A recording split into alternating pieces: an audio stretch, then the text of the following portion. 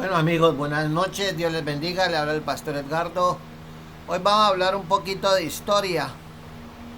Vamos a mirar cómo fue una de las tres primeras persecuciones que tuvo la iglesia cristiana en el mundo. Y vamos a ir al libro de Apocalipsis, capítulo 2, verso 10, dice, una advertencia, dice, no temas nada de lo que vas a padecer. He aquí el diablo echará a algunos de vosotros en la cárcel para que seáis probados y tendréis tribulación por 10 días. Sé fiel hasta la muerte y te daré la corona de la vida, la corona de la victoria. Entonces el Señor le decía, y vamos a mirar las grandes persecuciones. Primero en perseguir la iglesia primitiva fue Nerón, en el año 54 al 68 después de Cristo. Luego aparece Domiciano en segundo lugar del año 81 al 96 después de Cristo. Luego aparece el señor Trajano del año 98 al 117 después de Cristo. Luego aparece el emperador Marco Aurelio en el año 161 al 180 después de Cristo. Luego aparece otro enemigo de Dios llamado Severo en el año 193 al 211 después de Cristo. Luego apareció otro enemigo de Dios en el 235 al 238 después de Cristo. Luego apareció Decio en el año 249 al 251 y después de Cristo apareció también el señor Valeriano, el emperador Valeriano, del 253 al año 260 después de Cristo. Después de Valeriano apareció un hombre llamado Aureliano, también un emperador, del año 270 al 275 después de Cristo. Luego aparece uno que se puede equiparar a Nerón, llamado Diocleciano, el emperador Diocleciano, en el año 284 al 305 después de Cristo. Y según los libros de los mártires de interior de Fox, en esas persecuciones del 54 al 284 después de Cristo, 5 millones de cristianos murieron en ese periodo, ya que pues el imperio romano tenía algo que era que toleraba las religiones de las naciones que iba conquistando y no tenía problema en dejarles en practicar su religión, pero con una condición: que no trataran de convertir a los prosélitos de su religión oficial, que era la idolatría, el paganismo. Pero algo que metió en problemas a los cristianos era que no era una religión nacional. Ellos afirmaban ser la única fe verdadera y universal. Y la gente que se convertía al cristianismo provenía de todas las religiones paganas de aquel entonces y también venían del judaísmo. Y los cristianos se negaban a sentarse a mantelas con cualquier forma de idolatría. Por lo tanto, eso creó un clima muy fuerte contra ellos y la existencia de la religión oficial de Roma, que era el paganismo, se vio seriamente amenazada porque el cristianismo empezó a crecer.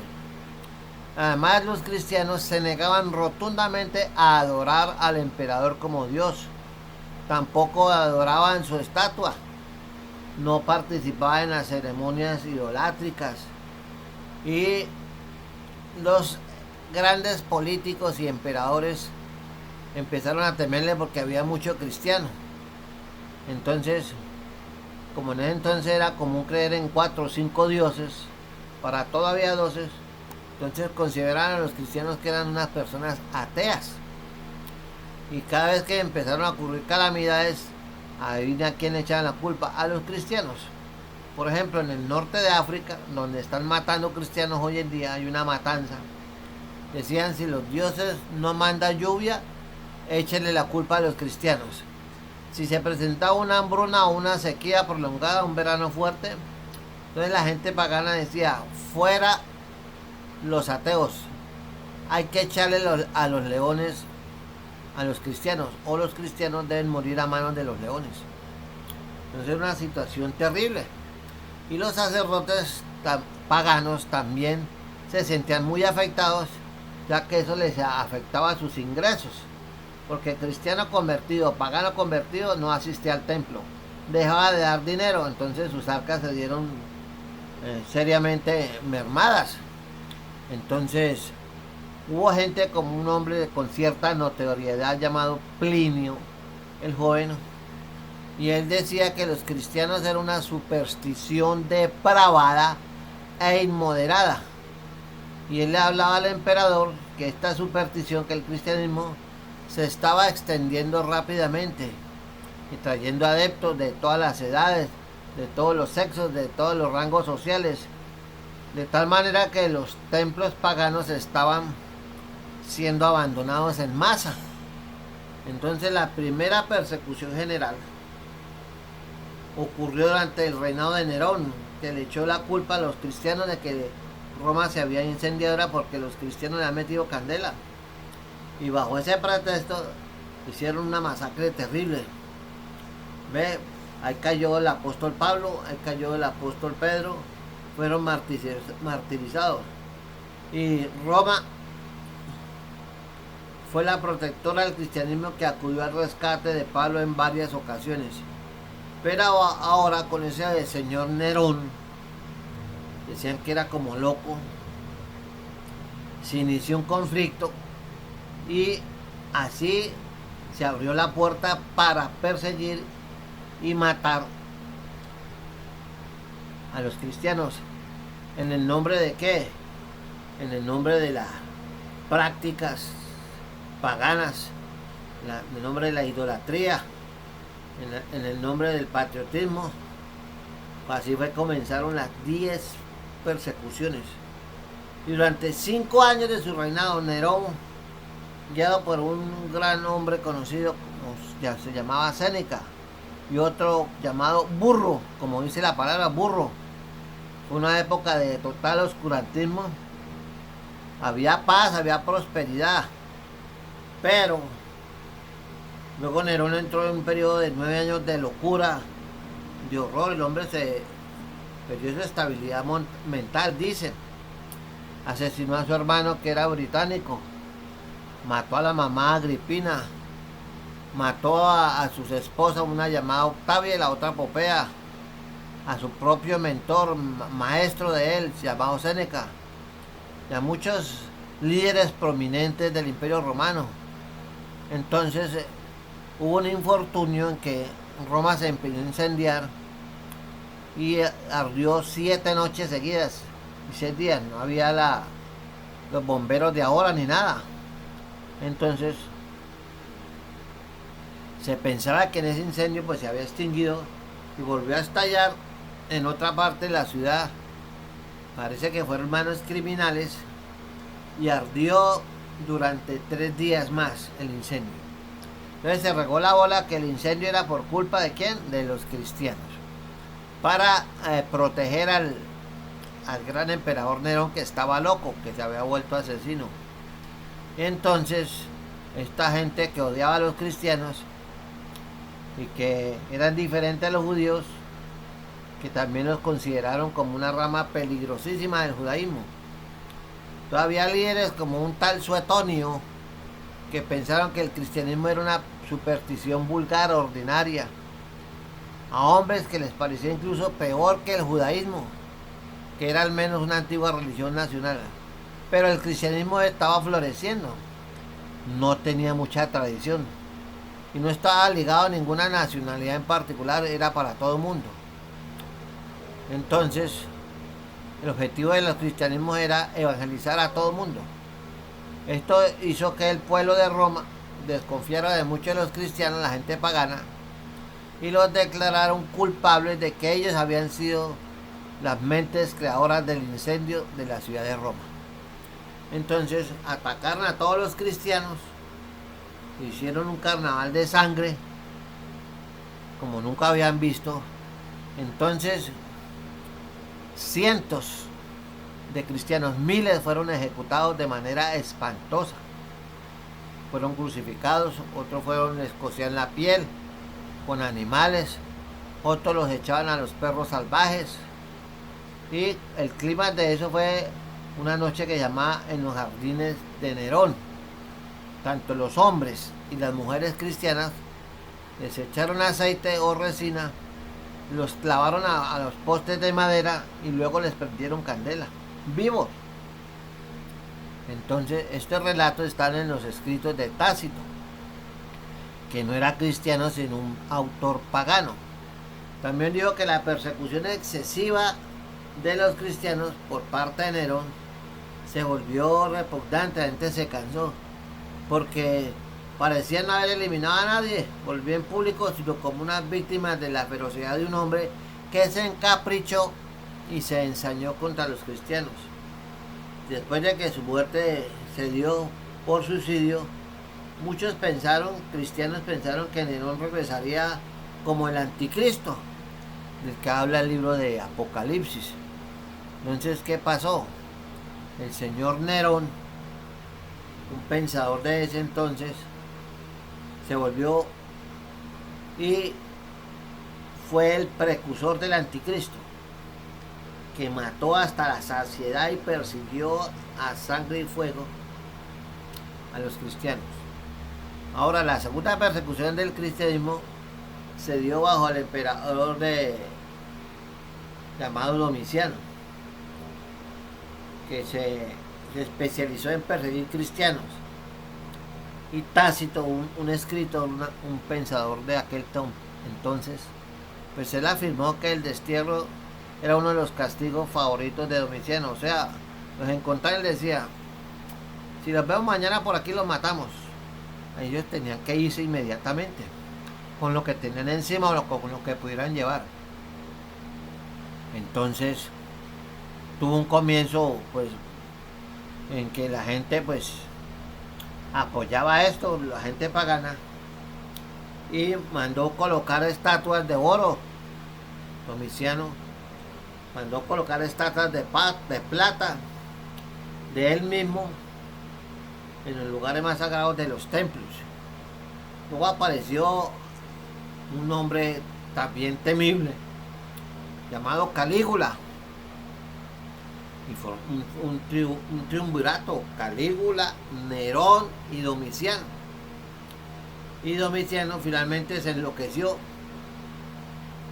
porque se ensañó y mató a muchos senadores, cónsules que se oponían a lo que él estaba haciendo, y buscó a los descendientes de David, y estaba buscando a los supuestos descendientes de Jesús, porque él tenía miedo que se apoderaran de su trono, porque proclamaban a Cristo como Rey y Señor. Entonces los cristianos fueron los paganines, porque ellos fueron ejecutados durante su reinado. Y Domiciano tenía una esposa que se llamaba Domitila, que se había convertido al cristianismo. ¿Qué hizo este señor? La desterró a una isla llamada de Panaderías, cerca de Nápoles. También mató a su primo llamado Flavio Clemente. Delito: convertirse al cristianismo. El apóstol Juan también fue desterrado a la isla de Patmos durante la última parte del reinado de Domiciano. Ya en el año 95 después de Cristo, hacia el final del reinado de Domiciano, estalló otra persecución, sería la tercera.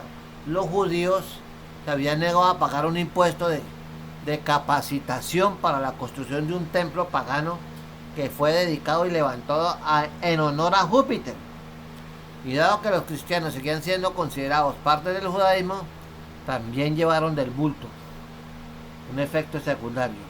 Y esta persecución fue en la que el apóstol Juan lo exiliaron, donde él recibió la revelación del libro de Apocalipsis.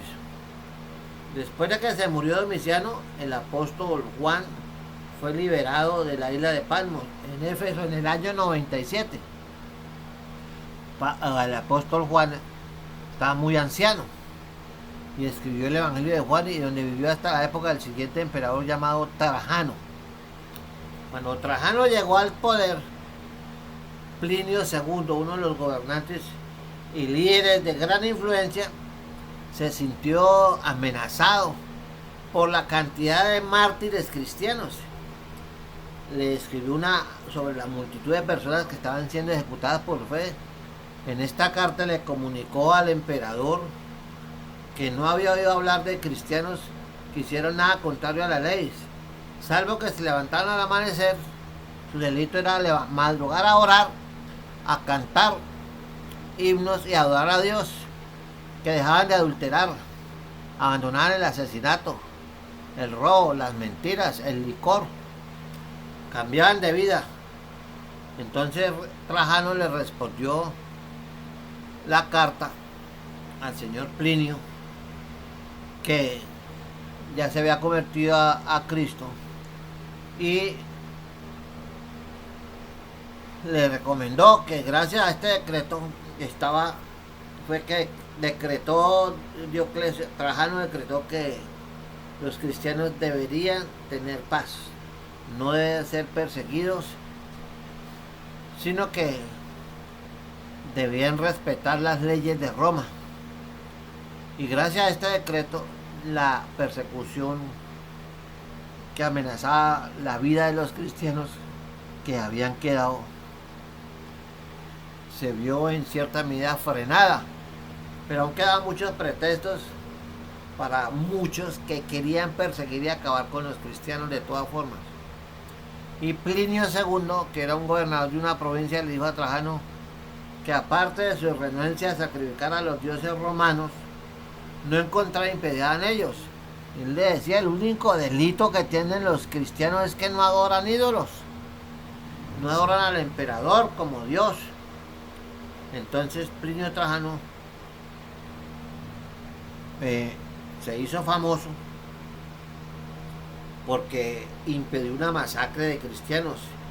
Escribió a Trajano: todos los días matan decenas de cristianos, pero ninguno ha hecho nada digno de muerte para que sea ejecutado. Y su delito es que oran a Dios y se comprometen a no hacer maldad. Se separan de las cosas que no son agradables, según ellos. Una comida inofensiva, comida dedicada a los dioses. Ellos no comían eso. Durante esta persecución, Ignacio, un líder cristiano que fue muy conocido, fue martirizado. Lo enviaron a Roma desde Siria. Ignacio no negó a Cristo. Fue arrojado a la arena, donde fue despedazado por las fieras. Vivo, le soltaron leones y se lo comieron. Y Ignacio se hizo célebre porque le escribió a la iglesia de Roma que no lo intentaran liberar del martirio para no privarlo de lo que más anhelaba. Escribió este siervo de Ignacio: ahora empiezo a ser discípulo, nada me importa con tal de ganar a Cristo, que el fuego y la cruz, que las fieras, que la rotura de mis huesos y el desgarro de mis miembros, que la trituración de todo mi cuerpo y la malicia del diablo vengan sobre mí. Que así sea. Soy el trigo de Cristo. Voy a ser molido por los dientes de las fieras, para que me encuentren como pan puro para Jesús. Y como he dicho en palabras de Tertuliano, la sangre de los mártires cristianos es la semilla de la iglesia. Y cientos de paganos vieron la fe y la valentía de Ignacio y de muchos mártires cristianos anónimos, y quedaban anonadados porque ellos no gritaban, no salían corriendo, morían orando de rodillas, cantando, adorando a Dios. Esa era su forma de morir, llenos del Espíritu Santo. Y llegaron a hacer un dicho que decía: los cristianos mueren bien. Y eso impresionó al ejército romano y a la clase dirigente, porque la muerte de los cristianos, ¿qué logró? Pues acelerar más la propagación del cristianismo entre el pueblo. El objetivo de este mensaje es que usted dé cuenta que cuando llegue la persecución del cristianismo a nivel global, que ya empezó, entonces nosotros tengamos las agallas, la valentía que viene por el Espíritu Santo debido a la comunión que se tiene por Él. Por eso, aunque estamos en los últimos tiempos, usted tiene que ver que si no tiene a Cristo y que estos primeros mártires que no tenían Biblia y que solamente creen en Cristo como Señor y Salvador y que Él resucitó y que era el Hijo de Dios y que hacía milagros, una cosa muy sencilla, mira a dónde llegaron, conquistaron todo el imperio y lo derribaron. Entonces hay que pedirle a Dios que cuando llegue la persecución nosotros estemos firmes, porque le voy a leer una cita aquí en Mateo 24, para que usted entienda que la palabra se cumple. Jesús dijo, cielo y tierra pasará, mas mi palabra no pasará. Mire, Mateo 24 dice, aquí se lo leo. ¿Ve? La primera advertencia de la persecución que Dios le hace a los cristianos es que miren que no los engañen. Mateo 24:4. Les dice que vendrán muchos en mi nombre, que ya lo estamos viendo. Y van a decir que ellos son el Cristo y que muchos lo siguen. Y lo que está pasando ahora. Y oiréis de guerras y rumores de guerra. Nos dice, no se estrese, no esté conturbado, no os turbéis. Porque es necesario que todo esto acontezca. Pero aún no es el fin, o sea que esto es el principio. Y estamos viendo ya cómo se levanta nación contra nación. Y aquí el resto de estos años estamos en tiempos de transición. Y se levantará reino contra reino.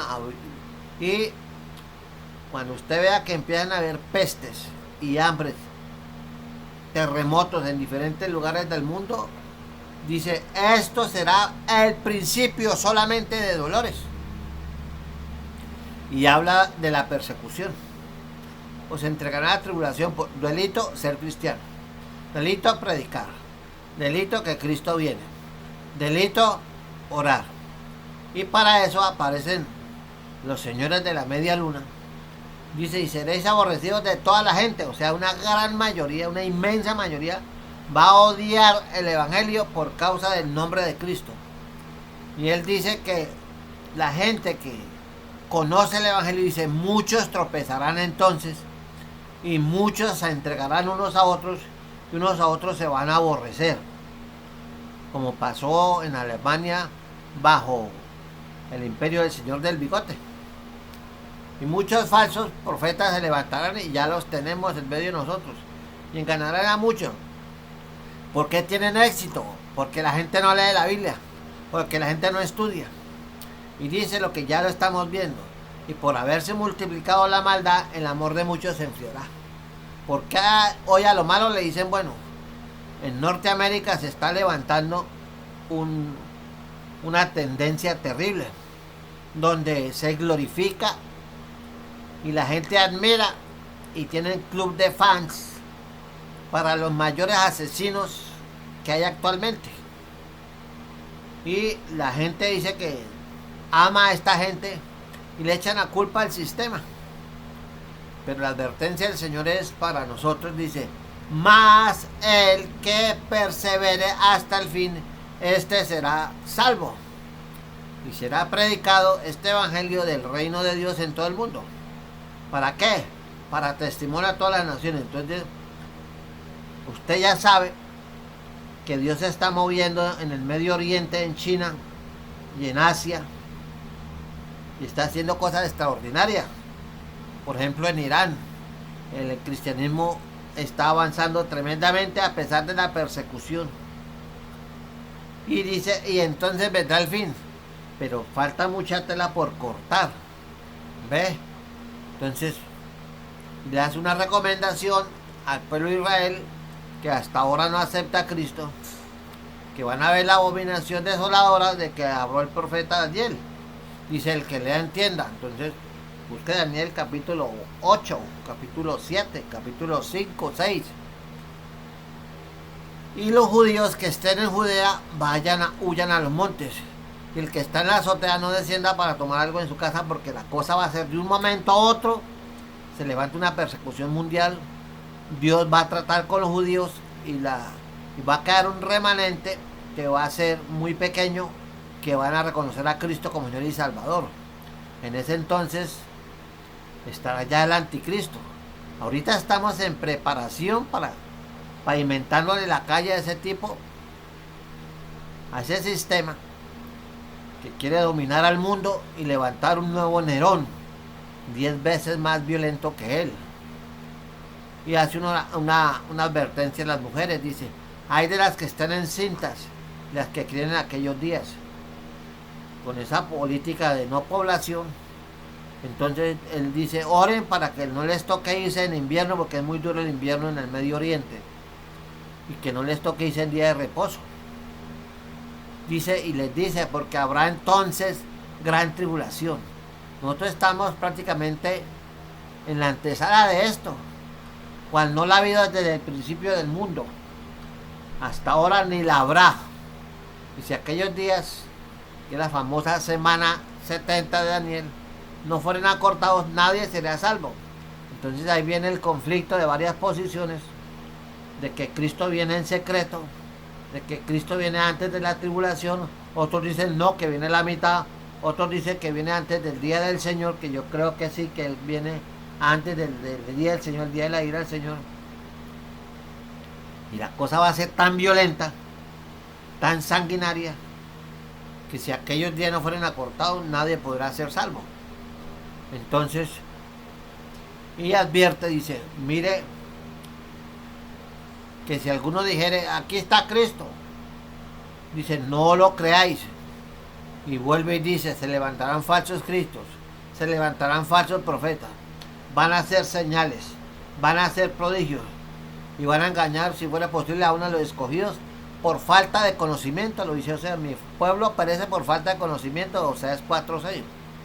Ya os lo he dicho antes, que si les dicen que está en el desierto, que no vaya, que está en los aposentos, que no vaya, porque el Señor vendrá como el relámpago que sale del oriente y se muestra hasta el occidente. Así será también la venida del Hijo del Hombre. Ahí dice cómo va a venir Cristo. Así que, mi amigo, usted ya sabe qué es lo que nos corre pierna arriba. Mi consejo es: vamos a ir al libro de los Hechos. Hechos 10:38. Hechos 10:38 es un texto favorito mío, que dice así de la siguiente manera. Se lo voy a leer textualmente. Cómo Dios ungió con el Espíritu Santo y con poder a Jesús de Nazaret, y cómo este anduvo haciendo bienes y sanando a todos los oprimidos por el diablo, porque Dios estaba con él. Entonces, todo lo que hizo Jesús fue guiado por Dios Padre, por el Espíritu Santo. Y lo que hizo Cristo en la tierra fue venir a buscar y a salvar lo que se había perdido. Entonces, ¿dónde está eso? Eso está en Juan capítulo 3. Juan 3. Y aquí dice: porque no envió Dios a su Hijo al mundo. O sea, cuando Cristo vino por primera vez, que ya vino y ya se fue, no vino para condenar al mundo, sino para que el mundo sea salvo por él.